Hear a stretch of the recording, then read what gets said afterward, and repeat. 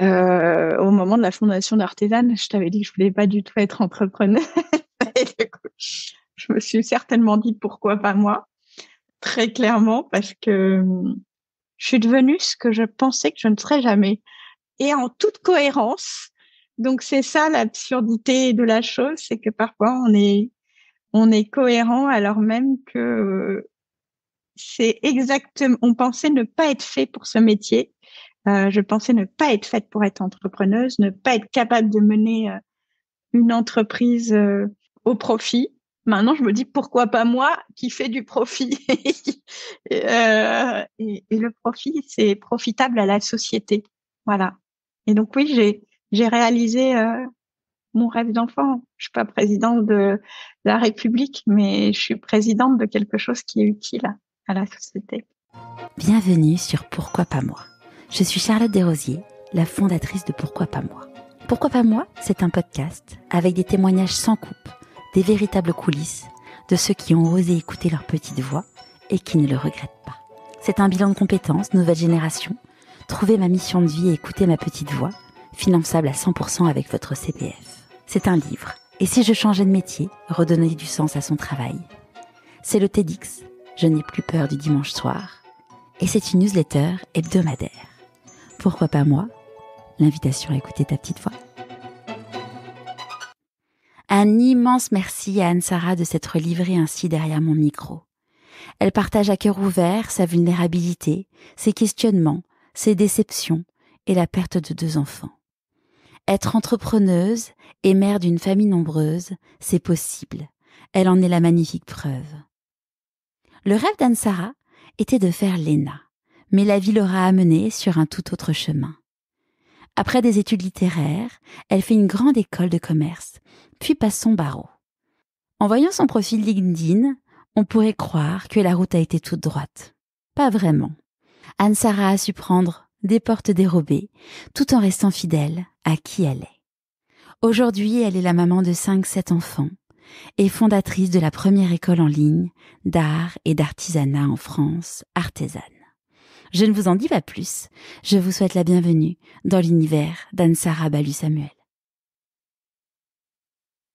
Bonjour Anne-Sara. Bonjour Charlotte. Est-ce que tu pourrais nous parler de l'objet que tu as choisi pour te présenter, s'il te plaît? Oui, c'est vrai que j'ai choisi un stylo. C'est pas n'importe quel stylo puisque c'est un stylo qui m'a été offert par mon mari. Donc déjà, ce qui lui confère une valeur sentimentale évidente. J'ai choisi un stylo parce que je pense que ce qui me relie, ce qui me constitue, ce sont les mots.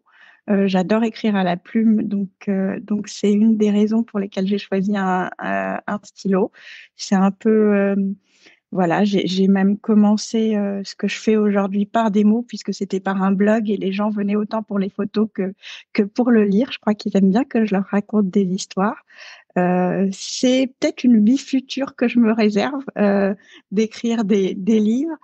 Et puis, ce stylo, il a la particularité, certes, d'être un cadeau, mais un cadeau que j'ai demandé, ce qui m'arrive jamais. Je demande pas de cadeau, je sais jamais ce que je veux, j'ai jamais de besoin. Et je pense que de toute ma vie, c'est le premier cadeau que j'ai demandé à mon mari où j'ai été capable de formuler un désir et un besoin. Donc, il était ravi de me l'offrir.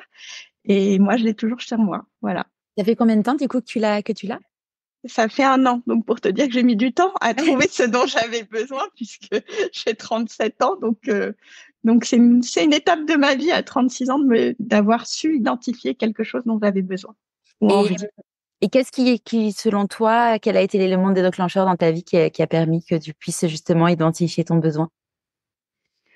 Je suis pas sûre qu'il y ait d'éléments déclencheurs. Je pense que c'est une série. Peut-être que l'élément déclencheur, c'est justement mon mari qui me demande toujours d'apprendre à identifier mes besoins. Euh, et je pense que c'est juste une forme de maturité et une maturité pas encore accomplie puisque je sens que c'est toujours quelque chose de difficile. Mais cette année encore, à Noël, je lui ai demandé quelque chose. donc, donc c'est que voilà, je tiens le bon bout. Super. Est-ce que tu pourrais nous parler de là où tu as grandi? Oui. Alors j'ai grandi à Dakar. Bon, je suis née à Paris. J'ai mes premières années étaient à Neuilly-sur-Seine, mais j'ai grandi à Dakar. Euh, Dakar, donc au Sénégal. Mon père était diplomate et ma mère l'a suivi. Euh, je dirais que j'ai eu la chance d'avoir une enfance très heureuse. Euh, Très doré aussi, on va pas se mentir, mais oui, Dakar pour moi c'est plusieurs choses. C'est déjà l'amour des tissus qui m'a suivi ensuite, puisque je faisais beaucoup les marchés avec ma mère et les marchés de Dakar sont des marchés où il y a beaucoup de textiles très colorés. Donc l'amour des tissus me vient de là. Dakar, c'est aussi pour moi, c'est le soir à 18h sur la corniche, donc il y a une longue corniche qui longe quasiment tout Dakar. C'est l'arrivée euh, de centaines, voire de milliers d'hommes qui viennent faire leur sport ensemble au soleil couchant. C'est un mouvement spontané, mais c'est une des images qui a marqué mon enfance puisque je la voyais tous les soirs. Euh, et même si j'ai eu une enfance dorée, je pense que grandir dans un pays étranger, grandir dans un pays qui n'était pas le mien, et j'étais pas au lycée français, j'étais dans une école sénégalaise, ça m'a permis déjà de savoir ce que c'était qu'être étrangère, de savoir ce que c'était que se confronter à une autre culture, que ce soit à l'école, dans la rue, d'avoir des repères différents. Et ça me nourrit encore. Après, c'est quelque chose de très important, le Sénégal pour moi, tellement important que j'ai pas réussi à y retourner. Parce qu'on sait que le monde de l'enfance, il y a une chanson de Barbara très triste que j'aime beaucoup, mais qui est très vraie, qui dit qu'on retrouve jamais son enfance. Et je sais qu'aujourd'hui, si j'allais à Dakar, je retrouverai plus ces odeurs, je retrouverai plus ma maison qui a été détruite, je retrouverai plus rien. Donc, mais je pense que Dakar m'a appris ce que c'était que le bonheur. Voilà. Trop chouette. Tu y as été de quel âge à quel âge? J'y ai été 6 ans, mais 6 ans quand on est enfant, c'est beaucoup. Voilà. Et c'est sûr que de passer de Neuilly à Dakar, c'est un C'était un grand écart. changement. C'est, Oui, et puis de revenir à Neuilly ensuite, ouais. du coup, oui, effectivement, ça a créé des chocs aussi, euh, mais des chocs qui, je pense, font ce que je fais aujourd'hui. Mm. Et quand t'étais une petite fille, c'était quoi tes rêves? Alors, je voulais être deux choses. Je voulais être présidente de la République Ok. et Il n'y a pas écrivaine. d'autre. Et Euh, écrivaine. oui. Alors, présidente de la République, je ne sais pas si c'est un rêve que j'accomplirai. Écrivaine, j'espère bien. J'espère bien. Ouais. Pourquoi présidente de la République? Euh, Parce que c'est une bonne question. Pourquoi à l'époque je voulais l'être? Parce qu'aujourd'hui j'ai une réponse d'adulte qui est vraie, mais qui est que j'ai très envie de servir, de me sentir utile. Euh, mais la réalité, je pense que dès enfant j'avais envie de diriger. C'est ce que je fais aujourd'hui aussi. Euh, je, oui, je pense que déjà j'étais très attachée à mon pays. Tu vois, je commence par te parler de Dakar et je te dis que j'étais très attachée à la France. C'est vrai. J'étais fascinée par l'histoire de France, par la Révolution française. C'était une passion d'enfant, ces histoires de déclaration des droits de l'homme. Mon film préféré s'appelait La Révolution française. Donc déjà, j'avais vraiment une passion pour mon pays, peut-être aussi parce que j'en étais loin et donc il me paraissait beau de loin. Je ne dis pas qu'il ne l'est pas, mais voilà. Et donc j'avais l'impression qu'il fallait que je fasse quelque chose et que je m'engage dans cette histoire. Et puis j'ai eu la chance d'avoir des parents qui m'ont toujours élevée de façon. Alors les deux, bien sûr, ma mère aussi, mais je vais parler de mon père plus euh, parce que c'est pas forcément un rôle à l'époque que les hommes tenaient. Mon père m'a toujours dit qu'en tant que femme, il fallait que je ne m'interdise rien et que j'accepte si j'avais envie de diriger, que ma mère aussi me l'a dit, hein. Et d'ailleurs, c'est ce qu'elle a fait. Enfin, dans sa vie, elle a toujours été aussi très libre.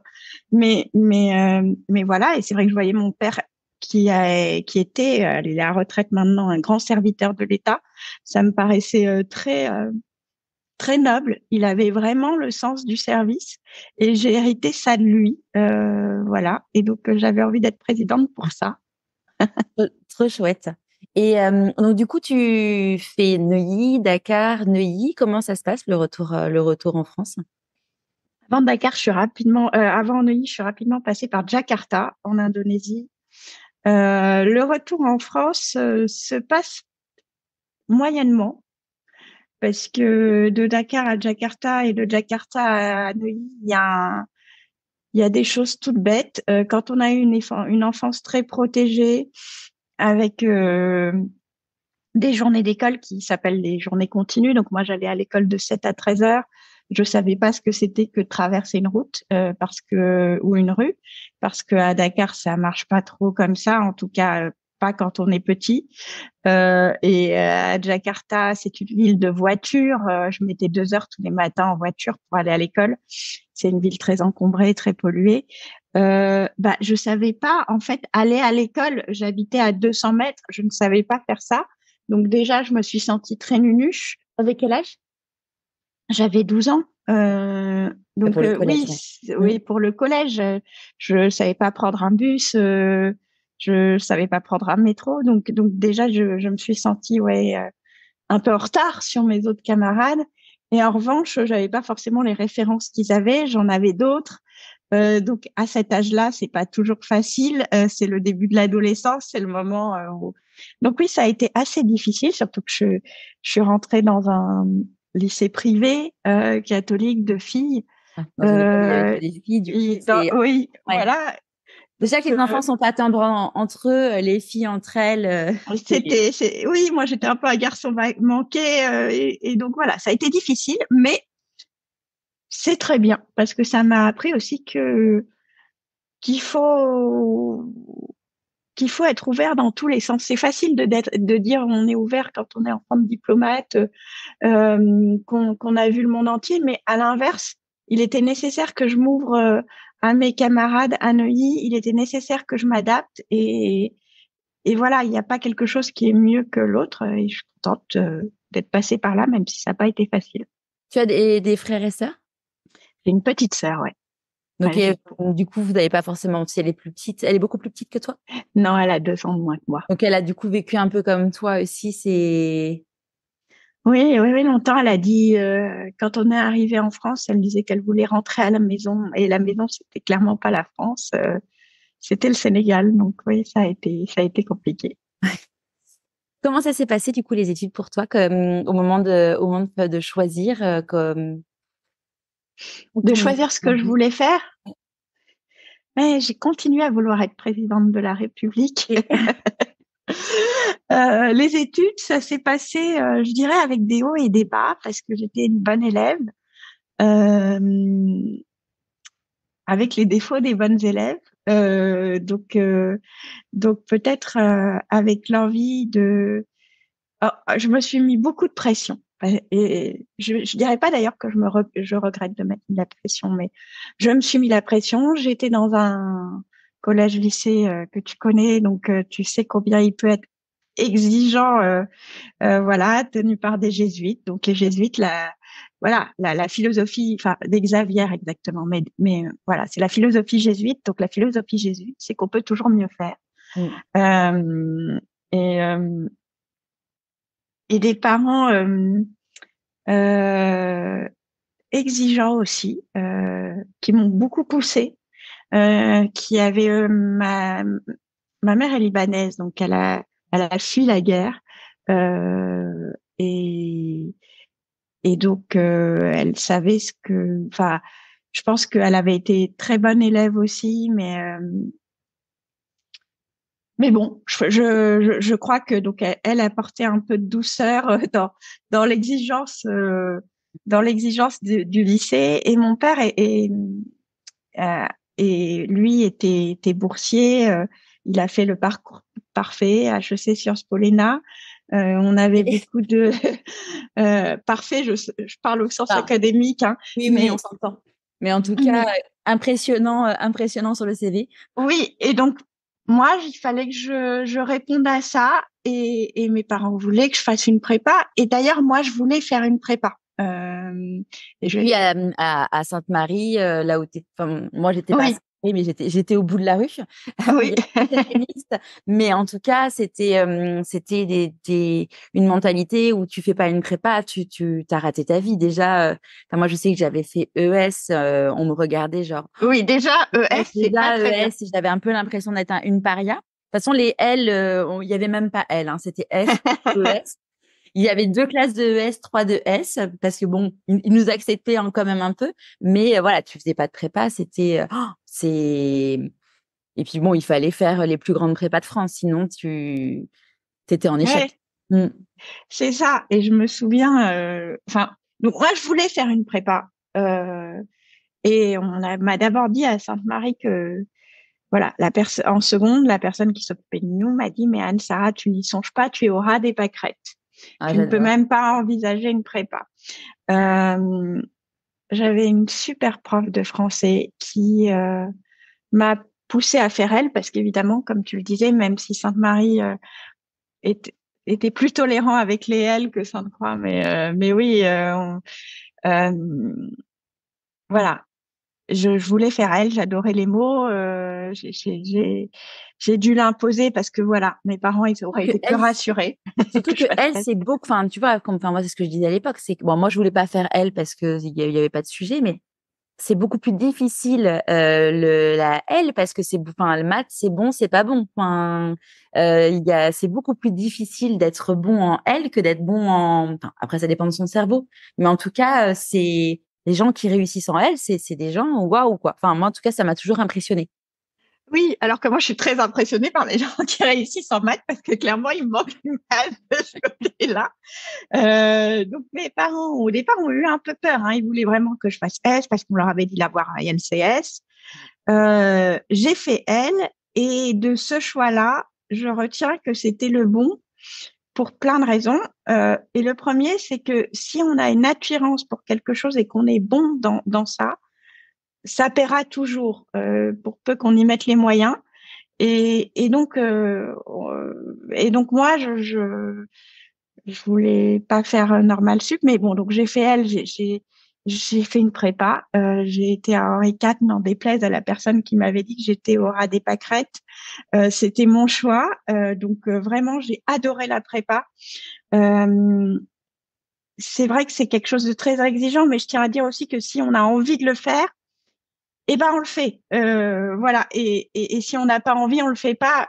Dit comme ça paraît très simple, ça l'est beaucoup moins à cet âge-là. Mais mais euh, Il faut mais il y écouter ses a types. comment? Il faut Oui, écouter ses types. Mm. il faut un peu écouter, en tout cas, son envie profonde, son caractère. Moi, j'avais un caractère de bon élève, donc enfin j'aime bachoter, j'aime les concours, j'aime j'aime la compétition, j'aime pas la concurrence. Voilà, j'aime bien. Mais je suis arrivée à Henri IV dans une classe hyper sympa où on, se- on partageait tout, et la compétition, elle aurait lieu qu'à un seul moment, le moment de l'examen final. Et donc, je me suis éclatée en prépa, je suis sortie de mon carcan, j'ai fait de la fête. Voilà, c'est important pour moi de dire on peut avoir une vie en prépa. J'en ai eu, j'ai sans doute eu la vie la plus, j'espère que mes parents n'écouteront pas ça, la plus délurée possible, parce qu'en plus j'étais partie de la maison. Donc ouais, la prépa c'était trop chouette. J'ai rencontré des professeurs passionnants qui m'ont animée, etc. C'était très dur. Parce qu'il faut effectivement beaucoup travailler, parfois on est fatigué. Moi, je voulais pas faire normal sup, très vite j'ai su que je voulais faire une école de commerce. Euh, j'ai tout mis là-dedans, et j'aurais fait ES ou S, j'aurais jamais intégré HEC, jamais. J'ai clairement pas le niveau en maths. Voilà, j'ai intégré HEC avec latin langue vivante 1. Donc, euh, donc voilà. Pourquoi? Parce que j'étais forte en latin. Je l'ai mis en langue vivante 1 parce que HEC a cette absurdité de placer le latin en langue vivante. Euh, voilà, faites les choix. Moi, je me dis, il faut toujours faire les choix. C'est la théorie des avantages comparatifs en économie. Enfin, il faut faire ce dans quoi on est le meilleur. Et souvent, on aime là où on est le meilleur. Donc c'est ce que j'ai fait. Et, et ça m'a beaucoup plu. HEC, ça m'a beaucoup moins plu une fois que j'y étais. Pourquoi? Euh, Je pense que, comme beaucoup d'élèves de prépa, j'avais une telle richesse d'apprentissage que déjà j'ai été déçue en arrivant à HEC et que j'avais peut-être pas la maturité pour savoir en tirer le meilleur à l'époque. Euh, je pense qu'il faut parler sans tabou aussi. HEC, pour moi, ça a été assez difficile parce que j'ai très mal vécu la façon dont étaient traitées les filles. Euh, Donc c'est une école de commerce. Je sais pas si ça se passe toujours comme ça, mais les jeudis, il y a des soirées qui sont assez connues dans le milieu étudiant. Euh, c'est une, on est de la viande. Enfin, on était de la viande. Il y a des pratiques qui ont été dénoncées, mais moi je veux les dénoncer aussi. J'ai jamais eu l'occasion de le faire, donc je profite de ton podcast. On fait boire les filles. On arrive à HEC, on a 18 ans, 19 ans, on est jeune encore. Donc, le rapport à l'alcool, il est excessif. Il n'est pas toujours maîtrisé. Euh, donc, les garçons font boire les filles, alors ils boivent aussi d'ailleurs. Donc il y a des pratiques, je ne sais pas si elles existent, mais à l'époque qui s'appellent les dîners cuissons, où le but c'est de prendre du mauvais vin et de se mettre minable le plus vite possible. Alors évidemment que les étudiants se mettent des cuites, on l'a tous fait, etc. Mais là c'est une pratique institutionnalisée qui a lieu tous les jeudis. Et après ces dîners, il y avait les soirées. Et donc, on a des filles en état parfois passablement alcoolisé ou des garçons passablement alcoolisés. Et la notion de consentement, elle disparaît souvent. Et voilà, moi, je sais que c'est important de le dire. Je l'ai très mal vécu. Je suis pas la seule. Et moi, j'ai du coup voulu quitter le campus parce que je ne supportais plus cette pression ou ou ces gestes à la limite de l'agression sexuelle. Cela dit, est-ce que l'école doit être tenue responsable? Ça, c'est un autre sujet. Il y a plein de bonnes choses à HEC. Je pense qu'il faut y avoir un discours mesuré. HEC m'a apporté plein de choses, mais voilà. Au début, ça a été très dur pour moi, la vie de campus, parce que je supportais pas ça et que j'avais été euh, éduquée dans l'idée que je devais être propriétaire de mon corps, libre et décisionnaire. Et je me suis rendu compte à ce moment-là que malgré toute cette éducation que j'avais reçue, parfois on n'est pas en position de force. Et quand on est une fille, malgré ça, on n'est pas en position de force et on peut nous imposer des choses. Euh, donc, euh, donc voilà, c'est important de le dire parce que je pense que les choses sont peut-être en train d'évoluer un peu dans les écoles. Je jette pas la pierre à HEC, c'est comme ça dans beaucoup d'écoles de commerce, de médecine, mais donc moi j'ai décidé de quitter le campus. J'ai continué mes études, mais je faisais 2, 3 heures de transport par jour pour aller sur le campus qui est pas tout près et revenir parce que je voulais pas justement me retrouver dans cette position de faiblesse, de contrainte ou tout ça. Et, euh, et voilà, j'étais nulle en maths, donc ça rendait les choses quand même compliquées une fois qu'on y était. Et je me demandais un peu ce que je faisais là quand même. Je me disais, mais pourquoi en fait, qu'est-ce que je vais faire avec HEC? Je me voyais rien de tous les métiers proposés. Je me voyais pas dans le conseil, je me voyais pas dans le marketing. Voilà, je savais pas ce que j'allais faire de tout ça. Et du coup, Et comment tu t'es dit la suite? Qu'est-ce qui t'est... la suite est un peu venue par hasard. Alors, comme j'étais littéraire, naturellement, le droit m'intéressait plus que le reste. Donc, à HEC, on pouvait faire une filière en double cursus. Donc, j'ai décidé de suivre ce double cursus. Et à la fin d'HEC, j'ai passé mon barreau. On va être honnête, hein, le droit des affaires, c'est pas mon truc. C'est ce qu'on apprenait à HEC, c'est logique. Donc, j'ai passé mon barreau, mais je me voyais pas en cabinet d'avocat. Je me demandais ce que je fichais là. On avait des horaires pas possibles jusqu'à 2 heures du matin à s'occuper de LBO et de trucs comme ça. Et pardon à mes maîtres de stage de l'époque, mais j'étais nulle. J'étais nulle parce que ça me parlait pas du tout. Les millions des multinationales, je leur jette pas du tout la pierre. C'est très bien. Il faut qu'elles gagnent leur vie, qu'elles fassent leur montage financier. Mais ça ne me parlait pas. C'était chinois, donc je sais pas trop comment j'ai réussi à avoir mon barreau, mais ça s'est bien passé. Mais aussitôt, je me suis mariée entre les écrits et les oraux de mon barreau. Et, et dès que je l'ai eu, je me suis dit, je ne peux pas, je ne veux pas être en cabinet d'avocat d'affaires, donc il faut que je fasse autre chose. Et, et là, je me suis dit, bah, si je passais l'ENA, alors là, mes parents étaient désespérés. Elle a fait plein d'études. Elle a enfin fini. Euh, Elle veut passer l'ENA. Mon père était au désespoir, mais pas trop quand même, parce que ça lui faisait plaisir que j'ai toujours cette fibre-là. Et mon mari était en train de monter sa boîte à l'époque, après avoir fait du conseil.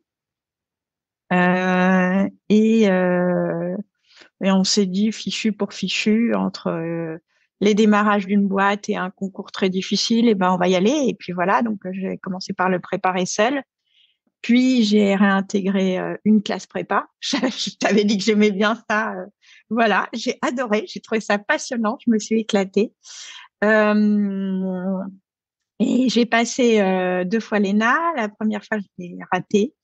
La deuxième fois, j'ai été admissible. Et, euh, et, et je l'ai raté en fait à l'oral,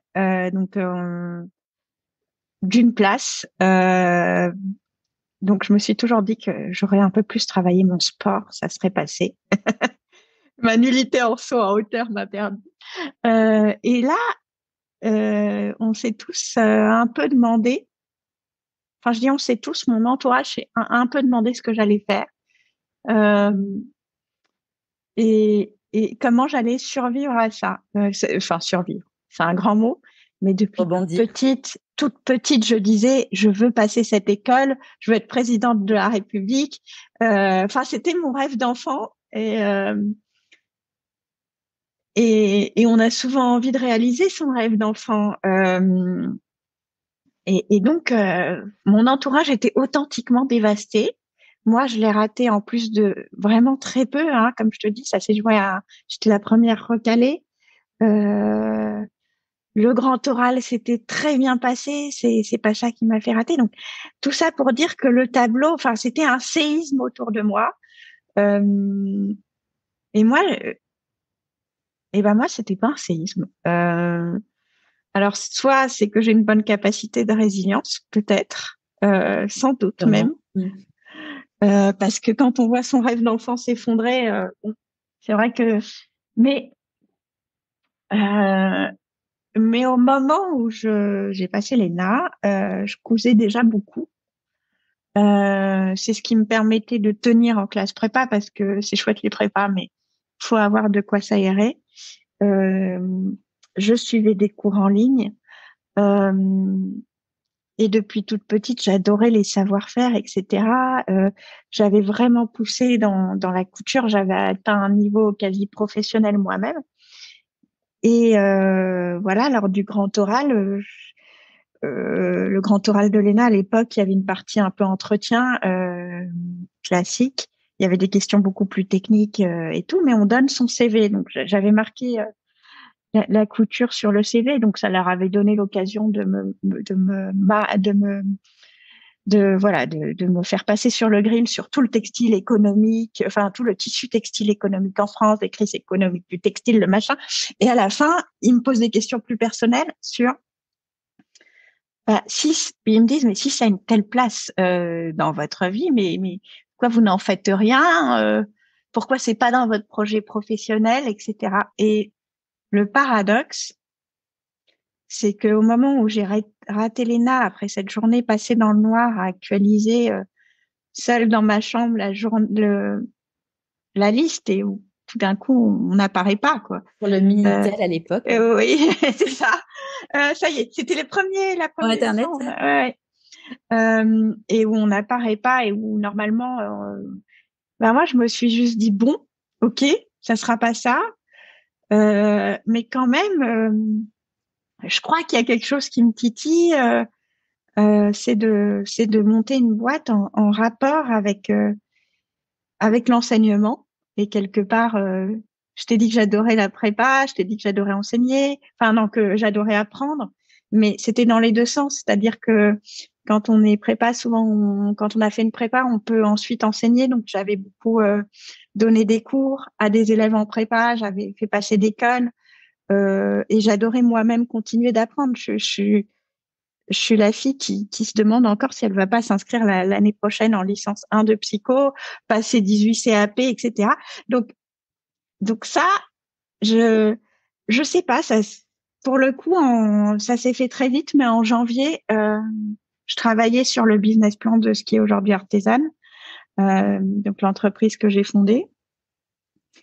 Et il y a quasi pas eu de transition, quoi. J'ai pris mes 3 semaines de vacances à Noël après ces 3 années un peu charrette, et puis j'y suis allée, voilà, avec le soutien total de mon mari, avec l'étonnement de mon père, l'angoisse totale de ma mère, surtout que je suis tombée enceinte après, donc elle s'est dit ça y est, ma fille a fait 10 ans d'études, mais elle ne veut pas en faire quelque chose. Elle va choisir d'être mère au foyer, et pour 1000 raisons, je pense que c'est quelque chose qui angoisse ma mère. Euh, pour avoir beaucoup d'enfants, je sais que mère au foyer, c'est un job à part entière. Mais voilà, à l'époque, c'était un sujet d'angoisse. Donc voilà. Et quelque part, toutes les pièces du puzzle se mettaient en place. Ma passion de l'enseignement, le fait que j'avais fait HEC, je savais pas trop pourquoi, mais finalement, euh, gérer, enfin, HEC, c'est une école très généraliste, donc on apprend la gestion, j'avais appris le droit. Enfin, j'étais armée. Pour diriger une entreprise, on n'est jamais armé. Mais en tout cas, pour monter une boîte, toutes les bases, au départ, ouais, j'avais toutes les bases. Donc voilà mes études où elles m'ont menée. Après, j'étais passée vite sur les cabinets d'avocats, tout ça, parce que bon, c'est vrai que j'en retiens pas grand-chose. Donc oui, j'ai eu des expériences professionnelles à ce moment-là, mais j'ai plus retenu de mes études, et c'est ça sur quoi je voulais insister. Et donc là, quand tu commences à réfléchir sur Artesane, c'est quoi à ce moment-là? Eh ben, ce qui m'importe à l'époque, et du coup, j'ai l'impression que c'est ce qui m'importe toujours, donc on change beaucoup, mais sans jamais vraiment changer, c'est que j'ai envie de faire quelque chose qui, déjà, je crois, dur comme fer en ligne. Parce que moi, ça m'a permis d'apprendre. Donc, parfois, on répond à ses propres besoins. C'est très égocentrique. Mais en tout cas, je suis persuadée que ça marche. Je sais pas si c'est, tu vois, je me permets de te couper. Je sais pas si c'est égocentrique. C'est ce que m'avait dit ma psychiatre à la fin de mon burn-out, quand je lui avais dit, je vais créer le podcast. Et elle m'a dit, vous savez, on crée souvent quelque chose qu'on aurait aimé justement pour aider les autres. Donc, je sais pas si c'est de l'égocentrique ou de l'égocentricité, ou plutôt du partage, de dire, bah voilà, moi, c'est ce que j'aurais aimé faire. Pareil, tu vois, le bilan de compétences nouvelle génération. C'est exactement le programme que j'aurais aimé faire. Et du coup, c'est finalement d'offrir au monde ce que nous, on aurait aimé avoir. C'est vrai que je t'avais entendu dire ça quand tu es venu témoigner et c'est vrai que je m'étais dit tiens, je vois les choses autrement. Effectivement, répondre à son besoin, c'est répondre à un manque qui est plus général. Euh, et, et, et en ce sens, je pense que c'est peut-être pour ça qu'Artisan a fini par fonctionner. Euh, c'est que c'est que effectivement il y avait un manque. Enfin moi, vraiment, je suis persuadée que quand il y a quelque chose à partager, un enseignement, tout le monde doit y avoir accès. Euh, et que l'enseignement doit pas être nivelé par le bas, mais par le haut. Et donc moi, ça, c'est ça qui a vraiment été au fondement d'Artisan, c'est je voulais que tous les secrets d'atelier en couture, tout ce que tout ce que les gens ne divulguent pas, notamment, surtout dans la couture, parce qu'en cuisine, c'est très différent. Les chefs ont l'habitude de la médiatisation. Euh, Ça soit offert au fin fond de la Creuse, à Hawaï ou à... Et je suis persuadée que c'est comme ça que les savoir-faire vivent et que un passionné, même s'il est néophyte, il a le droit d'entendre le meilleur, il a le droit d'apprendre le meilleur, même si, même si Madame Durand a, je sais pas moi, à Luxeuil-les-Bains, allez, c'est près de Vesoul, dans les Vosges, enfin en Franche-Comté. Donc, Madame Durand à Luxeuil-les-Bains n'a peut-être pas vocation à devenir la meilleure. Mais c'est pas parce qu'elle veut peut-être juste apprendre et être curieuse, mais c'est pas parce qu'elle ne veut pas devenir la meilleure qu'elle n'a pas le droit au meilleur contenu et qu'elle n'a pas le droit d'être curieuse de ça. Euh, et, et donc, paradoxalement, on peut se dire que j'ai eu j'ai fait des études élitistes, euh, mais ce qui m'a animée dans ces études-là, et puis du reste, euh, je parlais de Luxeuil-les-Bains parce que c'est là d'où vient mon père. Moi, j'ai vraiment été persuadée, je suis convaincue que le meilleur doit être pour tout le monde. Euh, et donc, Artisan, pour moi, devait offrir le meilleur à tous ceux qui s'y intéressaient et devait être une école de passionnés, de profs passionnants et passionnés et d'élèves passionnés. Le reste, on s'en fiche pour moi. C'était juste ça qui était important. C'était juste ça qui était au fondement de l'idée, peut-être pas du business plan, mais encore que si. Euh, et ça n'a pas du tout changé aujourd'hui. Ça s'est même accentué. Artisan, c'est toujours ça. Mais donc, je te disais, les briques se mettent en place parce que il y avait cette passion de l'excellence pour tout le monde. Il y avait cette passion de l'enseignement. Il y avait cette idée que le en ligne, c'était quelque chose d'innovant, mais qui allait servir ben voilà, je vais utiliser un terme un peu connoté, mais cette évangélisation de l'excellence. Et, et puis, voilà, moi, ce qui me passionne dans la vie, c'est une visite technique d'usine, c'est d'aller voir une arrière-boutique de cuisine, c'est d'aller voir, voilà, d'aller voir, j'adore voir les, entre guillemets, et vraiment entre guillemets, petits métiers, ce qu'on appelle les petites mains, voir une main de couturière, je trouve ça fascinant, voir une main de forgeron, voir donc donc artisane, c'est ça en fait, et c'est toujours ça. Ça a évolué dans le détail, mais le fondement, il est là, l'avant-après encore.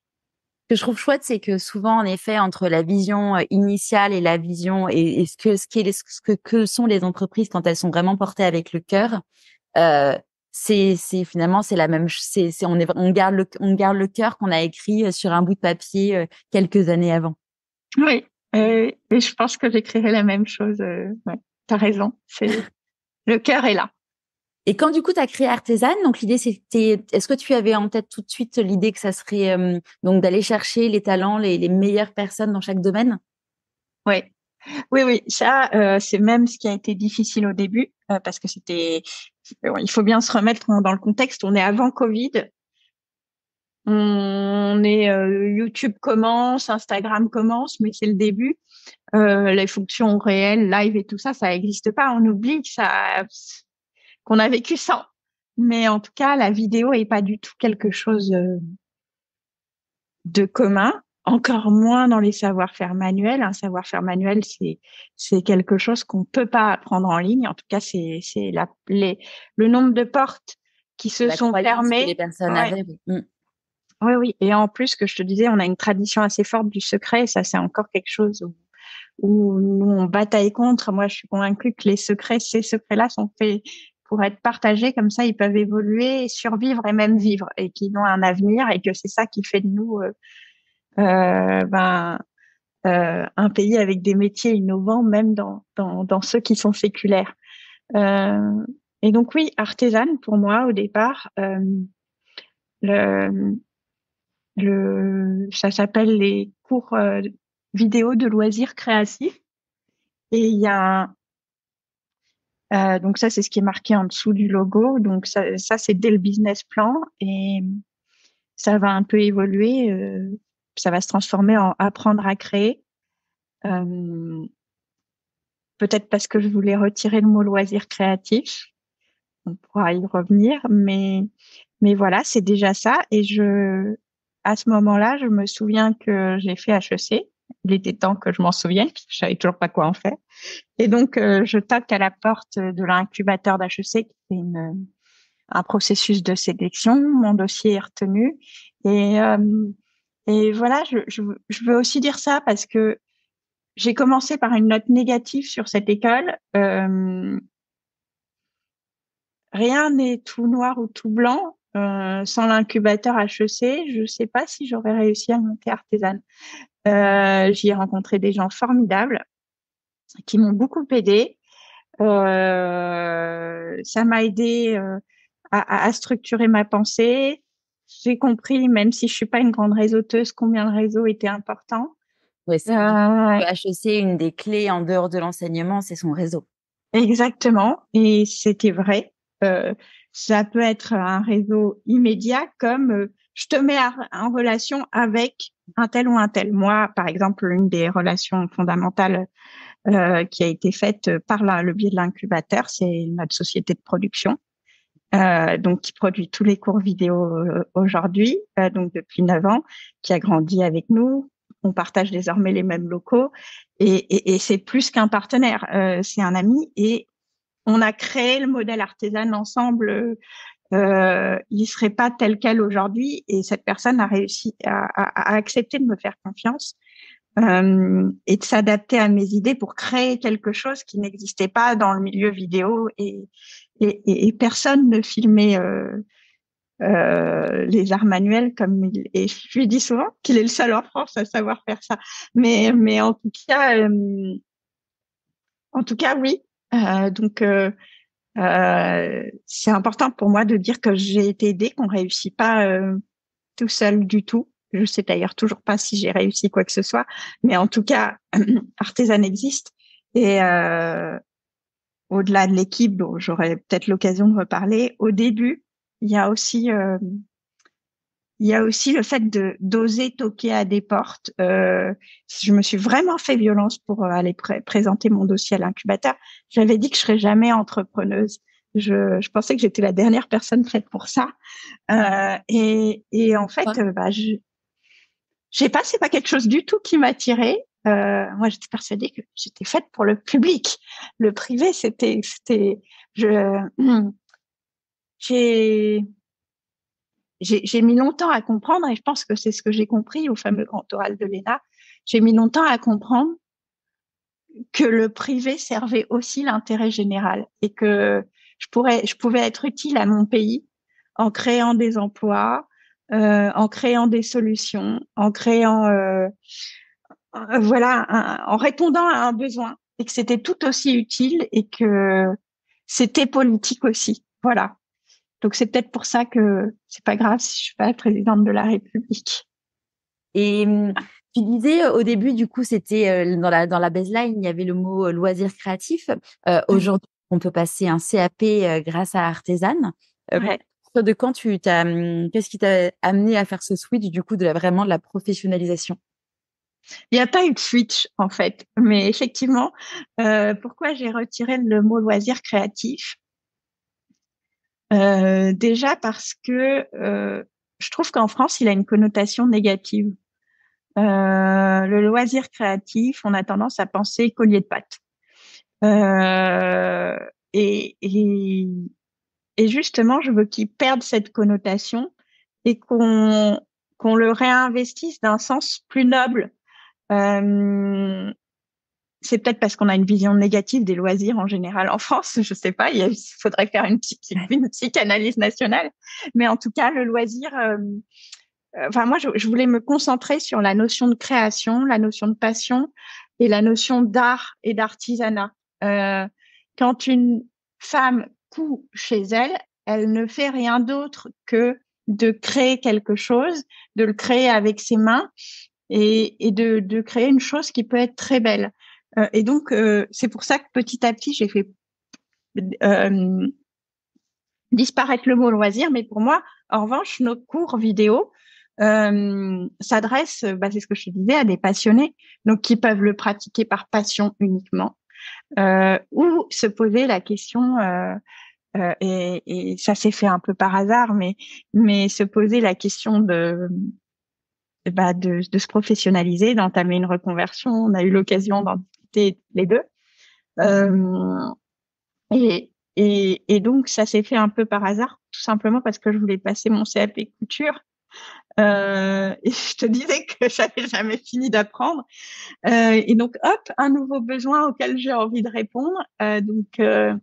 On a cherché à l'époque pour faire des cours vidéo sur la plateforme. Donc, une professeure que tu connais bien, Charles, ouais. voilà, on l'embrasse très fort. C'était en 2017 ou en 2018. On lui a passé un coup de fil en plein mois d'août. Et au départ, c'est simplement des cours vidéo. Et je pense qu'elle comme moi, on a été abasourdi par le succès de ces cours et le fait qu'on accompagnait réellement des gens qui allaient changer de vie. Et donc, les circonstances aidant, on continue avec un livre qui reste un best-seller qui s'appelle Passez votre CAP avec Artesane, donc Christine Charles est l'autrice, qui continue de porter les choses. Et Qui a été publié chez Erol, donc une oui, maison d'édition. oui. Et puis Christine croit dur comme fer à la professionnalisation, moi aussi. Et donc, il se trouve qu'à ce moment-là, il y a le Covid et l'environnement réglementaire est en train d'évoluer. Et donc, le CPF apparaît. Il y a plein de choses qui font qu'on se dit, oui, il faut qu'on aille plus loin, il faut qu'on propose de l'accompagnement à distance, etc. Et c'est comme ça que la partie professionnelle pure d'Artesane apparaît avec les difficultés qu'on a toujours au sein d'une entreprise, c'est-à-dire que c'est une intraprise au sein de l'entreprise, enfin c'est de l'intrapreneuriat au sein de la start-up, puisque la formation professionnelle c'est très réglementé et que du coup c'est un parcours du combattant pour faire valider chaque formation, etc. Mais nous, on est en pleine expansion dans cette voie-là. Et oui, je dirais qu'aujourd'hui, Artesane, c'est apprendre à créer et c'est aussi de la passion à la profession. Génial. Donc voilà. Trop chouette ça. Comment tu écoutes ton intuition? Comment j'écoute mon intuition? C'est une très bonne question. Je suis très intuitive. Et je pense que c'est ma plus grande force et ma plus grande faiblesse. Comment je l'écoute? En fait, je l'écoute. J'ai très peu confiance en moi, mais en revanche, je suis toujours très convaincue par mon intuition. Je sais pas penser autrement, quasiment. Je fonctionne par intuition. Euh, Mon mari me dit souvent que sans doute je perçois les micro-signaux et que en fait ça va vite dans ma tête. L'intuition en fait c'est quelque chose qui nous nourrit. C'est pas de la magie. Je pense que c'est pas du tout de la magie. Je pense que c'est une sensibilité très forte au contexte extérieur, à des signaux presque invisibles, mais qu'on les interprète sans même s'en rendre compte. Et l'intuition est devant nous. Donc moi, je la prends et après, j'essaye de la rationaliser, de la décortiquer. Et on parlait de gens qui nous entourent. Je pense qu'il faut savoir s'entourer des bonnes personnes. C'est enfoncer une porte ouverte que de dire que un bon chef d'entreprise, une bonne chef d'entreprise, c'est quelqu'un qui sait bien s'entourer. Mais en 9 ans, je me suis rendu compte que ce n'était que ça. Euh, J'estime, et il n'y a pas de modestie là-dedans, avoir très peu de mérite. J'estime que ma force dans l'entreprise, c'est d'être l'intuitif du groupe et que la force, j'ai même pas envie de dire de mon équipe, j'ai envie de dire des personnes qui font artisanes. Elles m'appartiennent pas, mais elles sont artisanes autant que moi. Et ben, c'est de savoir mettre en musique cette intuition, de la rationaliser, de la défier aussi. Et, et donc, pour répondre à ta question initiale, comment j'écoute mon intuition, moi, je livre mon intuition et après, c'est plus entre mes mains.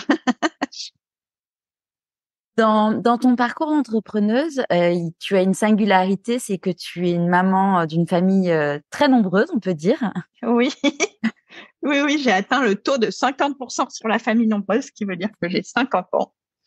La réalité, d'ailleurs, c'est important pour moi de le dire parce que pour moi, il compte. J'ai 7 enfants. J'ai deux enfants qui ne sont pas, enfin, qui sont nés, mais qui n'ont pas vécu. Donc, famille nombreuse, oui, c'est vrai. J'ai une famille nombreuse qui a grandi en même temps qu'artisane puisque ma première grossesse date de 2015, donc l'année de fondation de Artisan. Et ça s'est enchaîné ensuite puisque donc ça fait 8 ans et demi, et j'ai 5 enfants, la dernière à 5 mois. Euh, donc Anna, Philomène, Joseph, Aurel et Bérénice. Euh, c'est sport, hein. On va pas se mentir, c'est sport. Euh, Souvent on me dit comment tu fais. On me dit même parce que moi j'y arrive pas, j'en ai 2 et j'ai envie de répondre parce que peut-être il y a des mamans qui nous écoutent et tout. Déjà aucun complexe. Moi quand j'en avais 2, je n'y arrivais pas non plus. C'est-à-dire on s'ajuste au nombre qui arrive. Alors conjuguer les deux, ça m'a été ça m'a été rendu possible peut-être aussi parce que je suis chef d'entreprise. C'est le voilà, il y a la médaille à 2 faces, c'est-à-dire que c'est très compliqué parce qu'on est au four et au moulin et que on est un peu diffracté. Il y a toujours 15 cases ouvertes dans ma tête, celles qui concernent l'entreprise et celles qui concernent la vie de famille. Et ça, c'est très fatigant. C'est une charge mentale très lourde, alors, qui pour ma part est partagée à 50%. Donc ça aussi, ça aide, je tiens à le dire. 50% qui oui, ouais. Qui est un métier très très prenant aussi. Donc voilà, quand c'est le cas, ça rend les choses plus possibles. Donc déjà, ne culpabilisez pas parce que je sais que il y a plein de femmes pour qui la charge mentale est encore quand même majoritairement chez elles. Là, nous, c'est compliqué, mais on est 2. Je dirais que, en revanche, bah voilà, ma fille est rentrée, elle a 5 mois, elle est rentrée à la crèche il y a 2 semaines ou 3 semaines, je sais plus. Ça veut dire que jusqu'à 5 mois, j'ai accouché le 16 août. Le 5 septembre, j'ai repris le travail comme tout le monde après les congés d'été. Sauf que j'avais accouché il y a 2 semaines auparavant et que entre entre la crèche et bah, Bérénice, elle était au bureau. Hein. Elle a été dans les bras de tout le monde. Alors, c'est pas toujours pratique. J'ai la chance d'être chef d'entreprise, donc j'ai la chance de pouvoir l'imposer. Et de pouvoir imposer ce rythme. Et ça me permet de déculpabiliser un peu par rapport à mes enfants parce que je suis pas toujours aussi présente que je voudrais l'être. Mais je les prends plus avec moi aussi. Donc c'est une façon de dire à tous les parents que on fait comme on peut, on s'arrange comme on peut. Je m'arrange ni mieux ni moins bien que ceux qui ont un, deux ou zéro enfant. Euh, c'est peut-être parfois très très difficile. Je veux pas minimiser non plus les choses parce que voilà, on se sent forcément coupable.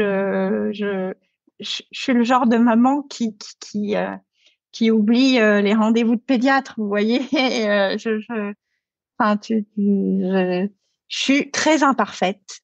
C'est aussi ça qui me rend les choses possibles.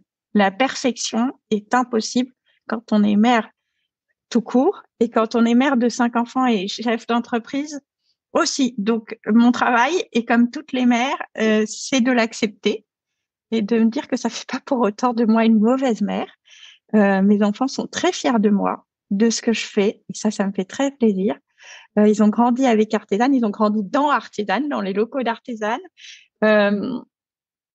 Et voilà, ils ont une vraie fierté de mon travail. Et ça me permet de m'épanouir beaucoup.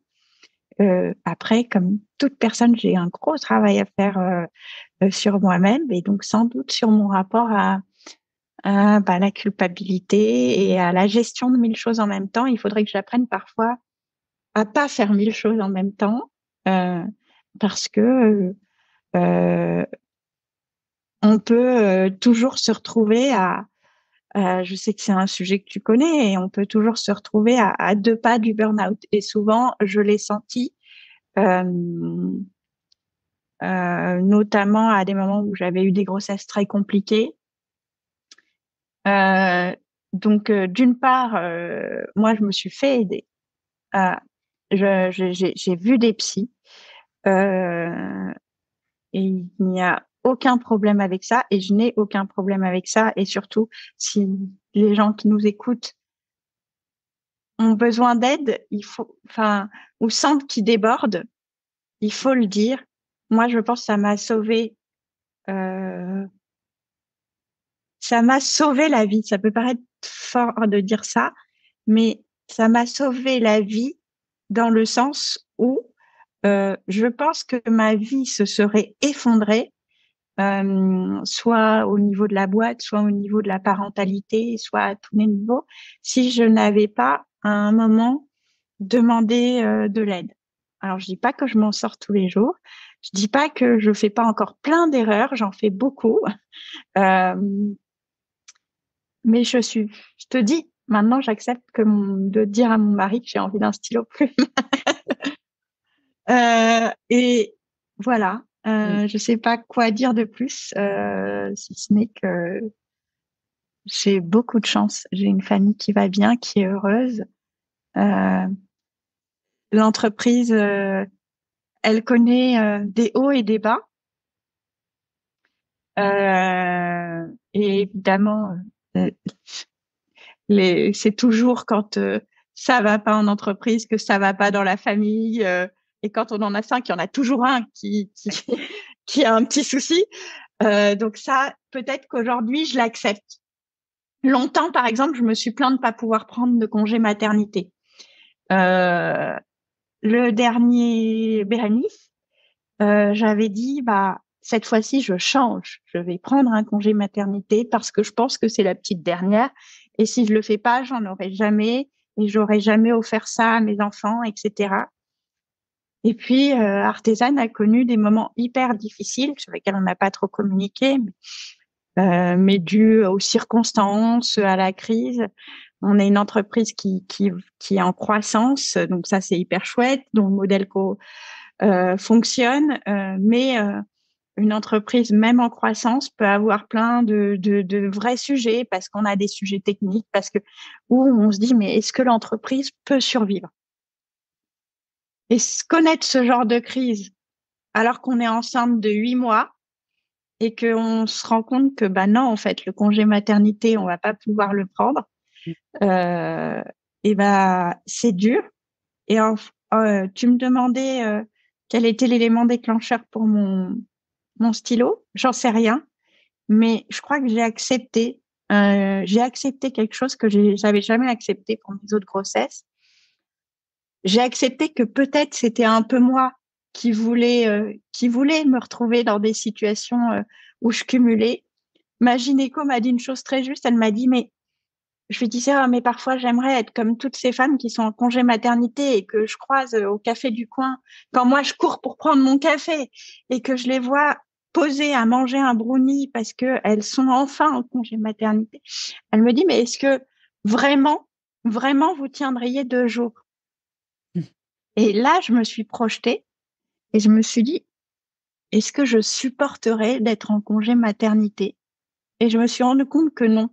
Et que tout ce que j'avais toujours dit, je rêve d'un congé maternité, j'y ai pas droit, etc.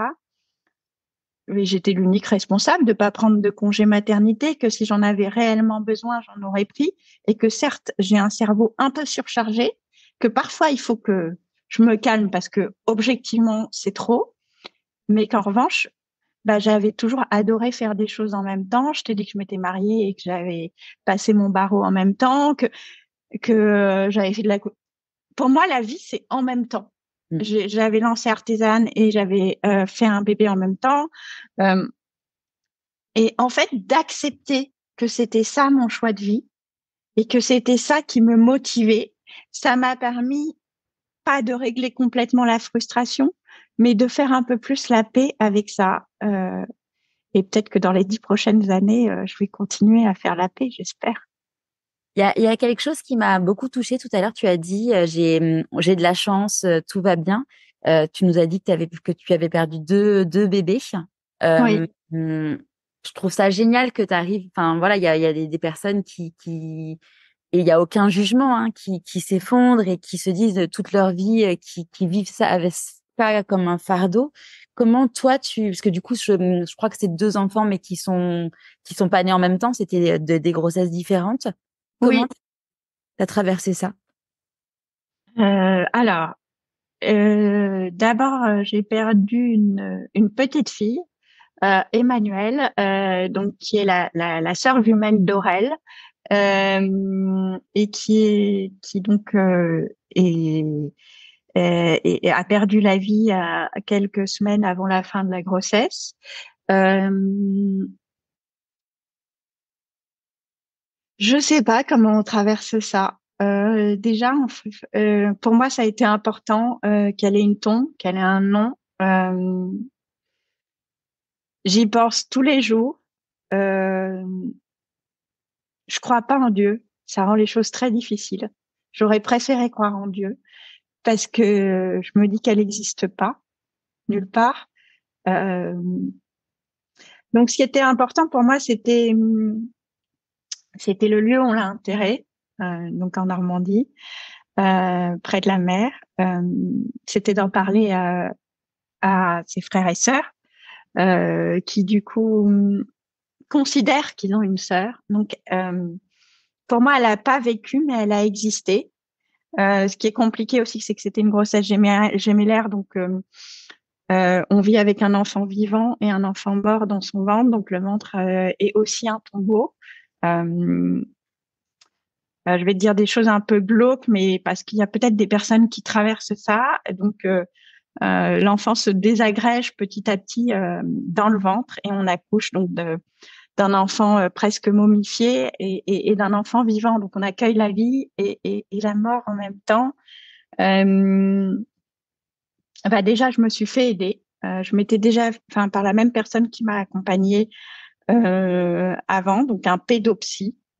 Donc on se dit que c'est le psy des enfants, le pédopsie, mais c'est aussi le psy des parents. Dans leur parentalité, il m'avait accompagnée parce que Joseph, qui avait précédé a eu une maladie dans mon ventre. Et il se porte très bien aujourd'hui, mais du coup, la grossesse avait été aussi très compliquée. Et donc déjà, il faut pas rester seul. On choisit l'aide qu'on veut. Ça peut être une coach, ça peut être un ou une psy, ça peut être, mais on choisit l'aide qu'on veut. Je suis quelqu'un de très discret, donc et je parle pas beaucoup. Donc faire ça, c'était déjà sans doute l'occasion d'en parler avec mon mari, d'en parler tout court. Mais oui, moi, ce qui m'a beaucoup aidé, c'est que cet enfant est une tombe avec son nom dessus, dans un lieu qui, qui est, qui est important pour mon mari et moi. Et, euh, et voilà. Et d'ailleurs, le jour de l'enterrement, j'ai reçu un bouquet de fleurs des personnes avec qui je travaille. Et j'ai été hyper touchée de ça, donc je leur ai jamais dit, mais parce que ça veut dire que mon entourage considérait aussi que cet enfant avait existé. Voilà, donc ça c'est Emmanuel. Et ensuite entre Emmanuel et enfin Aurèle et Emmanuel et puis Bérénice, il y a eu un enfant aussi que j'ai perdu avec 4 mois de grossesse. Euh, Donc juste un mois après le fatidique cap des 3 mois, tout se passait bien, il n'y avait pas d'explication. Dans les deux cas, il n'y a eu aucune explication, il n'y avait aucun sujet. Euh, et je pense que là, ça a été compliqué parce qu'on ne savait pas pourquoi, on voulait savoir pourquoi, on a envisagé une dernière grossesse. Donc déjà, je savais qu'il allait falloir que j'accouche. Et là, il y avait juste la mort, il n'y avait pas la vie. Que je l'avais à peine dit que j'étais enceinte. Donc, je crois que il y a certaines personnes où je leur ai dit la veille et le lendemain, j'ai dû envoyer un message pour dire, bah, en fait, non. J'ai dû aller à la clinique où je venais d'accoucher, enfin, où j'avais accouché un an avant, pour accoucher de nouveau. Et on est en maternité, on est avec tous les cris de bébé. Euh, on est avec le petit berceau qui attend et qui va rester vide. Et on est et l'accouchement est déclenché, donc tout est pareil, sauf que c'est pas pareil. C'est comment on vit ça? Bah pas très bien.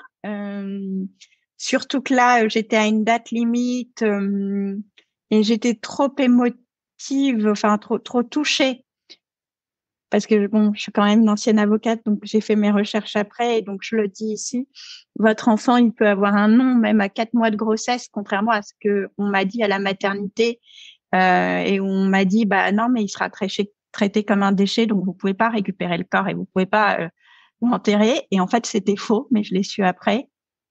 À Donc partir cet de quel âge, enfant, du coup, tu peux récupérer alors tu peux faire deux choses. Donc c'est 15, je crois que c'est 16 semaines 16 semaines, on peut donner un nom. Mais ce que les maternités ne savent pas, c'est que avant 16 semaines, surtout si on accouche comme c'était mon cas par voie basse, donc j'ai vu le fœtus, etc. À partir du moment où il y a un fœtus, même s'il n'est pas considéré comme tel, il est considéré, c'est assez corps, hein, mais comme un déchet de notre corps humain. Si c'est un déchet de notre corps, on a le droit de le récupérer parce que c'est notre corps. Okay. Donc c'est un autre statut, mais dans ce cas, on peut le récupérer et décider de l'enterrer nous-mêmes, Comme puisque ton placenta, comme le placenta, exactement, droit de demander. exactement. Okay. Donc vous avez le droit de demander et l'hôpital doit accepter cette demande. Donc et dans ce cas, libre à vous de faire un lieu pour vous souvenir et enterrer. Donc voilà, on l'a pas fait. J'étais trop pour arriver à regarder ça à ce moment-là. Mais si ça peut être utile que je l'ai fait par la suite. Voilà. Donc comment on survit à ça? Bah déjà on a 5 enfants, donc on y survit. Et puis Et puis la vie, sur le coup, il y avait très peu de personnes, y compris de mon équipe, qui savaient que en fait j'étais à la maternité en train d'accoucher. Et il y avait plein de problèmes, les problèmes du quotidien. Mais du coup, à la maternité, j'ai pris 3 jours et puis voilà, on remonte en selle. Donc on se fait accompagner, mais on n'a pas le choix. Ça fait partie des choix que la vie ne nous laisse pas. Euh, et peut-être que c'est bien comme ça. Quand tu dis on survit, ça me fait penser à Agnès Ledic que j'ai interviewée. Et Agnès, elle a perdu son fils. Alors, je sais plus à quel âge il avait, mais il devait peut-être avoir 8 ou 9 ans, quelque chose comme ça. Et en fait, elle disait que elle survivait, mais pas dans le sens où qu'on l'entend dans le sens commun. C'est vraiment survivre. Elle me dit, je vis plus justement pour vivre pour lui. Bah, elle a raison, le sur, Mm. il est additif. J'investis tellement la vie de mes enfants, elle me nourrit tellement. Et puis, on a des pensées qui sont des pensées et qui peuvent paraître tristes, mais qui le sont pas. C'est-à-dire que je me dis que si Emmanuel est pas là aujourd'hui, si le petit bébé qui lui a succédé est pas là aussi, ce que je dois retenir, c'est que je les ai aimés et que leur absence me donne une autre chance, qui est celle de connaître Bérénice aussi, Ouais. que parce que j'aurais probablement pas fait d'autres enfants après. Euh, on voulait 4 enfants, hein, et puis quand on a perdu, quand on a appris la grossesse gémellaire, on était super contents. On s'est dit, on l'a accueilli tout de suite, et puis on s'est dit, bah c'est le signe que notre famille, elle sera complète à 5. Euh, et oui, on vit enfin, je te disais tout à l'heure que j'étais heureuse. C'est une phrase forte pour moi de dire ça parce que j'ai un tempérament mélancolique, nostalgique, torturé, tout ce que tu veux, angoissé. Euh, mais j'ai conscience de mon bonheur et du fait qu'il m'emplit et peut-être encore plus grâce à ces événements-là. Voilà. Ouais, tu es la preuve que on peut en effet se trouver du sens dans chaque épreuve de la vie et les transformer en une graine positive. Oui, et c'est ça le sens de survivre. C'est pas du tout un mot négatif. C'est qu'on vit après, on vit plus. Ça veut pas dire survie au sens je suis au fond d'un lac et je surnage. Ah, c'est mon rôle de maman de surnager. Mais en réalité, la survie est quelque chose de beaucoup plus positif. C'est la résilience dont je te parlais tout à l'heure, qui peut arriver professionnellement, qui peut arriver personnellement. Euh, voilà. Il y a Il y a très peu de choses dont j'ai peur. Je crois que comme tout le monde, la seule vraie peur que j'ai, c'est qu'il arrive quelque chose à mes enfants.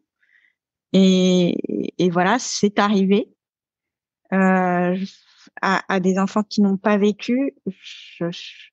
Voilà, j'espère juste arriver à protéger mes enfants qui vivent aujourd'hui. À quel moment dans ta vie tu t'es dit pourquoi pas moi? Au moment de la fondation d'Artisan, je t'avais dit que je voulais pas du tout être entrepreneur. Et du coup, je me suis certainement dit pourquoi pas moi. Euh, Très clairement parce que c'est exactement ce que j'ai pensé. Je suis devenue ce que je pensais que je ne serais jamais. Euh, et, et en toute cohérence. Donc c'est ça l'absurdité de la chose, c'est que parfois on est cohérent alors même que c'est exactement, on pensait ne pas être fait pour ce métier. Je pensais ne pas être faite pour être entrepreneuse, ne pas être capable de mener une entreprise euh, au profit. Et je parle de profit de façon tout à fait décomplexée parce que c'est pas du tout gagner beaucoup d'argent qui m'intéresse, mais juste le profit, c'est ce qui me permet de. Moi, je le vois de façon très très simple. Le profit, c'est ce qui me permet d'investir dans quelque chose en quoi je crois et qui me permet de payer des emplois qui sont géniaux et de créer des emplois. Et donc oui, moi, le profit, j'en avais une vision un peu négative. Euh, et ouais, Maintenant, je me dis pourquoi pas moi qui fais du profit. Et le profit, c'est profitable à la société. Voilà. Et donc oui, j'ai réalisé mon rêve d'enfant. Je suis pas présidente de la République, mais je suis présidente de quelque chose qui est utile C'est à marrant la que tu parles de société. profitable. J'ai créé un programme là récemment qui s'appelle Créer son entreprise alignée et profitable.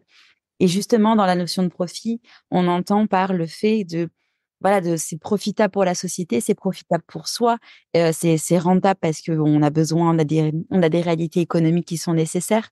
Mais c'est vrai que ce mot profitable, il est très beau. Fin. Et je pense vraiment qu'il faut le réinvestir de tout son sens. Tu as totalement raison. Et sur ta première partie aussi, alignée, puisque finalement, je te dis que je suis plutôt alignée pour le moment avec ce que j'étais, avec ce que j'ai envie de devenir. Il manque peut-être une case et encore, elle manque pas complètement. Peut-être qu'un jour, j'écrirai autre chose que des articles, mais voilà, le stylo plume est là et ça me sera profitable. Comment tu célèbres tes réussites? Et c'est affreux ta question. C'est mon plus gros défaut, je ne célèbre jamais les réussites. Les miennes et pas, je célèbre pas assez celles des autres. Pourtant, j'en suis très fière, plus fière de celles des miennes. Euh, c'est peut-être le défaut de ma qualité, c'est que je suis euh, toujours dans l'après, dans ce que je dois faire, dans ce qu'il faut faire, et donc dans ce que j'ai envie de faire. Et donc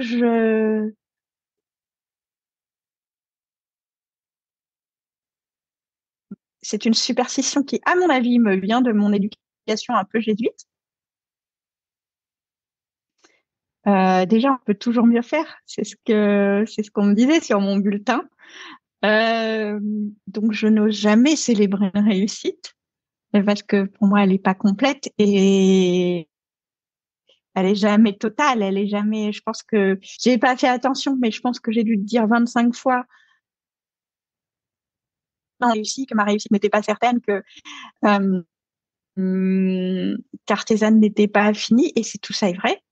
Euh, mais il faut savoir s'arrêter sur chaque micro-réussite. Et ça, je sais pas encore le faire. Je sais pas encore célébrer. Euh, donc, euh, donc voilà, c'est à apprendre. Déjà, j'apprends en célébrant celle des autres. C'est déjà de les voir, en effet. Voilà. C'est quoi d'ailleurs pour toi la réussite? Et voilà, faut que tu arrêtes avec tes questions. Non, mais, non, mais c'est exactement pour ça que j'ai du mal à les célébrer aussi. C'est parce que je ne sais jamais quand la réussite est là. Je sais pas la reconnaître. Euh, je pense que je suis très. Il y avait une histoire racontée par Platon.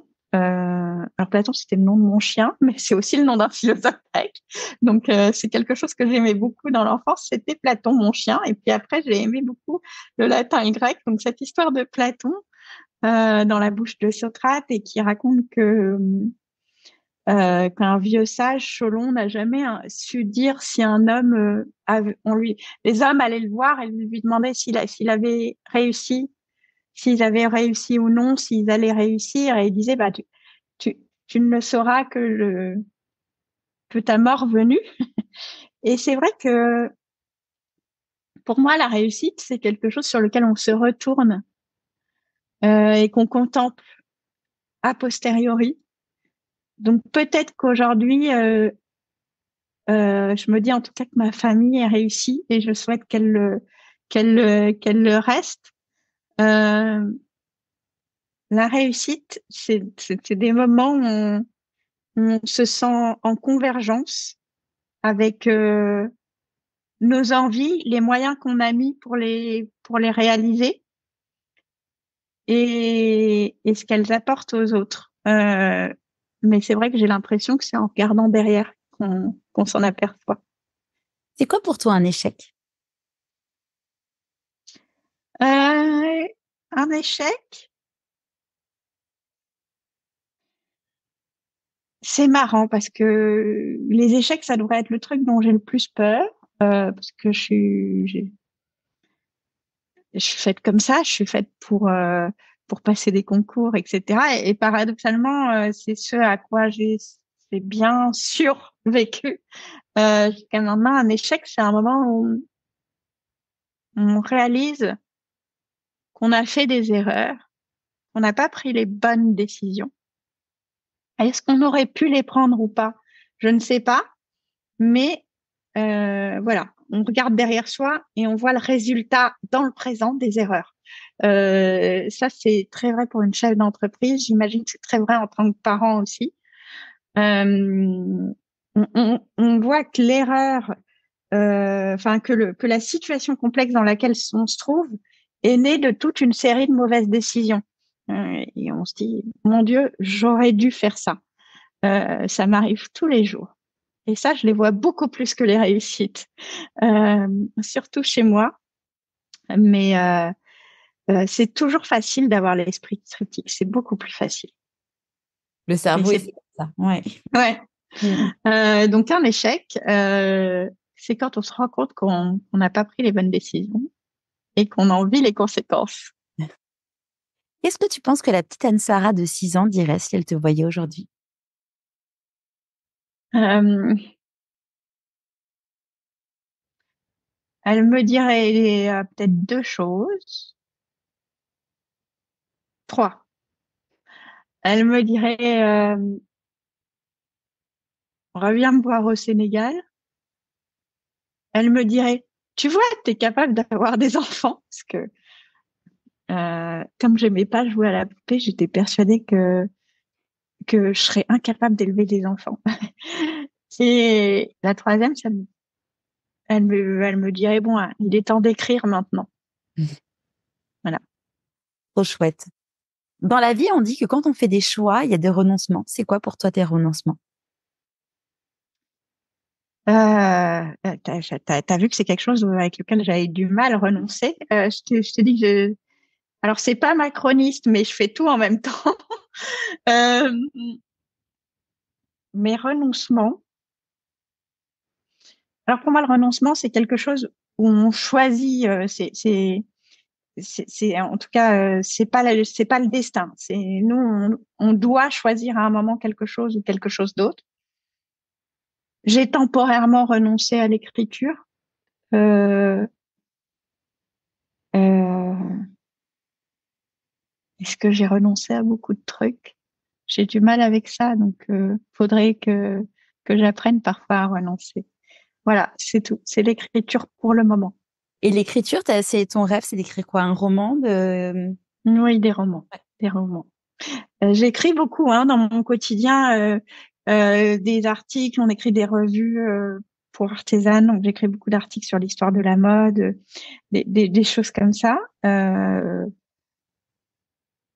Mais moi, je trouve que ce sont les livres qui gouvernent le monde, qui donnent un sens aux choses. J'ai été et je suis, enfin, je vibre quand je lis et donc je voudrais pouvoir apporter ça à des lecteurs. Donc je renonce aujourd'hui, mais de moins en moins. Voilà, On en peut-être que ça reparlera. vient. Ouais. De quoi tu es la plus fière aujourd'hui? Euh, je suis pas fière de grand-chose. Je suis pas fière de grand-chose.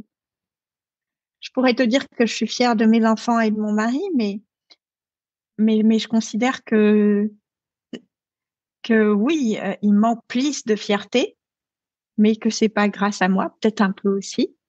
Euh, et, et voilà. Je suis pas fière de grand-chose en réalité. Est-ce qu'il y a un conseil que tu aurais aimé recevoir et du coup que tu aimerais donner aujourd'hui? Euh, on entend beaucoup, je suis la première à l'écouter.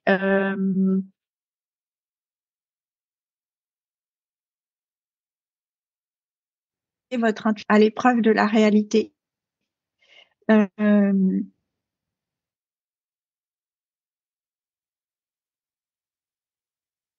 Une intuition sans outil, ça ne sert à rien.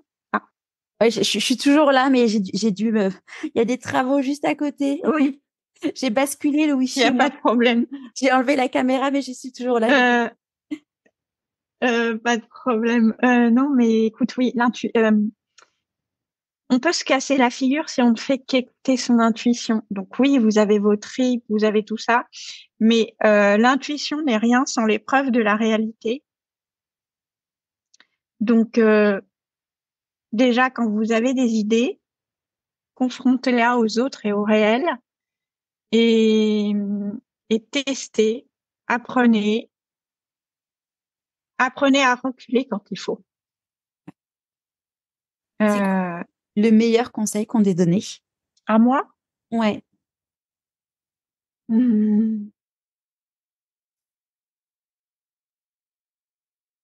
d'être rigoureuse. C'est tout bête, hein. C'est tout bête, mais des profils plutôt créatifs comme moi, euh, on peut partir dans tous les sens. Et donc quelque part, c'est pas mal que j'ai une éducation très exigeante et tout parce que ça a permis d'équilibrer mon côté un peu naturellement bordélique, si tu me permets l'expression. Donc ça rejoint un peu ce que je disais juste avant.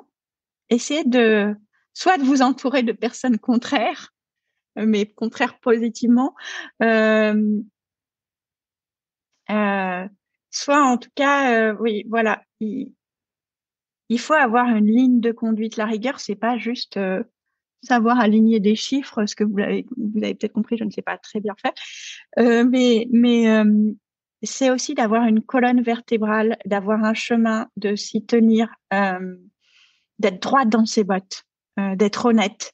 Euh, donc le meilleur conseil qu'on m'ait donné, c'est presque pas un conseil, c'est une éducation. C'est d'être honnête, d'être droite dans ses bottes. Voilà. C'est quoi tes prochains défis? Professionnellement, c'est d'aller plus loin dans la formation professionnelle et de faire d'Artisan cette grande école ouverte à tous et toutes de la reconversion. Euh, et sinon, mon défi, il est d'écrire, de me mettre à écrire, de trouver du temps pour ça dans ma vie un peu folle. Et mon vrai défi, mon unique défi, c'est de rendre ma famille heureuse. Et c'est pas facile. Pour les personnes qui voudraient avoir du coup des renseignements sur Artisan, aujourd'hui vous formez à quel loisir dans le sens noble de la chose et Oui. activité professionnalisante? Alors, on a trois grands domaines, les arts du fil, donc ça va de la couture à la broderie, au tricot, à la maroquinerie. Enfin, c'est les arts du fil in extenso, et ça, c'est notre cœur de métier. On propose aussi des arts plastiques. Là aussi, c'est très large. Ça va de l'aquarelle à la céramique, à la poterie, la peinture à l'huile, le dessin de mode, et les arts culinaires, cuisine, pâtisserie, œnologie, mixologie. Mais notre cœur de métier initial, et c'est toujours celui-là, c'est les arts du fil, où là, on a accéléré sur le développement des formations professionnalisantes. Donc, il y a celle avec Christine Charles, mais on a donc le CAP Couture Floue, donc avec l'organisme Rêve à Soi, mais aussi, voilà, aussi le CAP Couture Tailleur, et on a plein de projets de formation professionnelle dans les arts du fil. Super.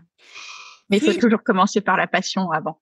Oui, c'est sûr. Si une personne nous écoute et hésite à écouter sa petite voix parce qu'elle est dans sa zone de confort qui est finalement inconfortable, mais quand même un petit peu confortable, qu'est-ce que tu aurais envie de lui dire? Euh, il faut pas avoir peur de quitter sa zone de confort parce que la zone de confort nous a suffisamment nourris pour qu'on en fasse quelque chose après. On en avait parlé ensemble, mais déjà une reconversion, le mot fait qu'on a l'impression que c'est une révolution copernicienne, mais c'est pas toujours le cas. Euh, enfin, même une révolution copernicienne se nourrit de ce qu'on a été, de ce qu'on a appris. Donc déjà, si vous avez envie d'écouter votre petite voix, c'est que peut-être vous avez appris beaucoup de choses, que vous identifiez quelque chose. Donc prenez le temps de le formaliser d'une manière ou d'une autre. Un accompagnement, un incubateur, vos proches. Déjà, ça vous aidera à voir si vous voulez avancer plus loin pour écouter cette petite voix. La petite voix, on a dit, faut la mettre à l'épreuve du réel. Donc, mettez votre intuition à l'épreuve du réel. Le réel, c'est les autres et c'est les outils qu'ils vont vous donner. Et ensuite, enfin, les révolutions ne se font pas en un jour. Donc, peut-être que vous allez y aller pas à pas et que les choses vont se passer presque toutes seules. Top. Est-ce que tu es toujours là? Oui, je suis toujours là. Oui, je suis là. Est-ce que tu aurais un conseil de lecture à partager avec nous? Ah, c'est difficile. Alors, j'en aurais plein, mais je vais vous conseiller quelque chose que j'ai relu euh, 3 fois, et puis comme ça, vous aurez de quoi vous mettre sous la dent parce que il y a 7 tomes. Et là, les 7 tomes, je les ai relus pendant ma fin de grossesse. Ce sont Les Rois maudits de Maurice Druon, sur une période de l'histoire de France euh, qui est passionnante parce que c'est un peu le moment où la France en tant qu'État et en tant que nation se constitue. C'est génial, c'est une aventure, c'est très bien écrit. On voit passer des rois dont on ignore complètement l'existence aujourd'hui. Si je vous dis Philippe V, tout le monde l'a oublié, d'ailleurs peut-être à raison, mais moi j'aime beaucoup les grandes aventures, j'aime beaucoup les longues histoires, j'aime beaucoup les sagas. C'est très très bien écrit. Et si je peux me permettre, euh, euh, essayez les livres audio. Moi je suis très manuelle, donc j'ai besoin de faire quelque chose de mes doigts. Euh, donc quand je tricote, je mets des livres audio. Euh, et c'est très beau d'entendre un livre, surtout quand c'est bien dit. Et c'est une autre façon d'aborder la lecture. Et il y a 1000 choses. Euh, et enfin, c'est peut-être une façon de rentrer dans la lecture aussi. Trop chouette. À qui as-tu envie de dire merci et pourquoi avant qu'on se quitte? À mes parents, évidemment, parce qu'ils m'ont très bien éduquée, m'ont offert une enfance très heureuse, et que malgré leurs doutes, ils m'ont quand même soutenue dans mes choix. Et je pense qu'ils sont fiers de moi. Euh, à mon mari, évidemment. Et j'ai envie de dire que tout est dans le évidemment. Voilà, c'est mon compagnon. Euh, et je dirais que des choses très banales sur lui qui ne sont pas à la mesure de l'amour que je lui porte. Donc, je vais m'arrêter sur mon mari. Et, à, à, et j'ai envie de dire un grand merci à l'équipe artisane, euh, et, euh, et à Armel, euh, Marie-Gabrielle et Pauline. Pauline, c'est ma petite sœur qui travaille avec moi. Armel et Marie-Gabrielle, qui sont sœurs aussi. Et elles ont fait ce qui est artisanal aujourd'hui. Mais pas seulement. Toute l'équipe. Toute l'équipe actuelle, vraiment, et notamment les personnes qui nous ont rejoints récemment. Je suis vraiment chanceuse de vivre cette aventure professionnelle avec cette équipe. C'est pas mon équipe, c'est l'équipe d'artisanes. C'est génial que ça soit transformé en aventure familiale. Bah, ça s'est complètement fait par hasard. C'est des sœurs qui se sont ajoutées à des sœurs. Ma sœur a rejoint l'aventure il y a 2 ans. Euh, et Armel il y a 4 ans. Mais au départ, c'était avec Marie-Gabrielle, qui est notre directrice artistique. Donc, nos sœurs respectives se sont ajoutées. On avait toujours dit qu'on ne voulait pas d'entreprise familiale et qu'entrepreneur, et je travaillerai jamais avec ma sœur. J'avais tout faux. Un immense merci, Euh, Sarah, de t'être livrée ainsi. Vraiment, je suis convaincue que ça va pouvoir aider énormément de personnes. Et pour retrouver du coup Artesane, je mettrai le lien sur le blog pourquoipasmoi.co, mais donc on peut vous retrouver sur artesane.com et puis évidemment sur tous les réseaux sociaux. moi, j'étais très heureuse d'intervenir, Charlotte. Et voilà, si je peux être utile à quelqu'un, il faut pas hésiter à me contacter. Merci beaucoup. Et si toi aussi, tu as envie de découvrir ta raison d'être, comme mon invité du jour, je serai ravie de t'accompagner avec le bilan de compétences nouvelle génération. Pour en savoir plus, tu as le lien dans les notes de l'épisode. Tu aimes le podcast Pourquoi pas moi ? Abonne-toi sur ta plateforme d'écoute préférée et mets 5 étoiles et un commentaire sur Apple Podcast. Pour moi, c'est énorme. Et pour continuer à suivre les aventures de mon invité et plus de conseils pour écouter ta petite voix, inscris-toi à la newsletter et suis Pourquoi pas moi sur Instagram. Une fois encore, je te mets tous les liens dans les notes de l'épisode. Et évidemment, n'oublie pas d'en parler autour de toi et surtout de ne jamais oublier de te dire « Pourquoi pas moi ?»